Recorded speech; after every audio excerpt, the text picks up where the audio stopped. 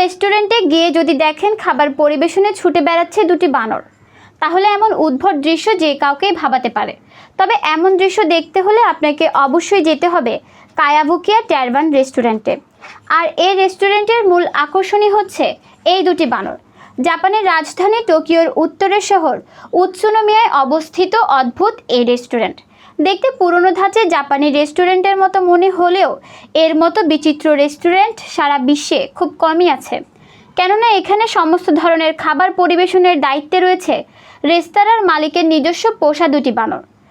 প্রথমে এই অদ্ভুত ধরনের রেস্টুরেন্ট মালিকের উদ্দেশ্য ছিল বানর দুটোকে রেস্টুরেন্টের টুকটাক কাজ শিখিয়ে আগত অতিথিদের দৃষ্টি আকর্ষণ করা, কিন্তু পরবর্তীতে দেখা যায় অতিথিদের খাবারের অর্ডার নেওয়া ও পরিবেশনে বানর দুটি ক্রমশ দক্ষ হয়ে ওঠে। বানর দুটির এ ধরনের কাজ দেখার পর রেস্টুরেন্টের মালিক এই গুরুদায়িত্ব সম্পূর্ণ বানরের উপরেই ছেড়ে দেন। অর্থাৎ একটি রেস্টুরেন্টে ওয়েটারের যা ভূমিকা থাকে, বানর দুটো সেই ভূমিকা যথাযোগ্য মর্যাদার সঙ্গে পালন করে। শুধুমাত্র দেশ থেকেই নয়, বিদেশ থেকেও অধিকাংশ অতিথিরা আসেন মূলত তাদের টানেই। রেস্টুরেন্টে খাওয়া দাওয়ার পর অতিথিরা মোটা অঙ্কের টিপসও দেয় এই দুটি বানরকে। বেশ ভালো রকমের রোজগার হয় বানর দুটোর।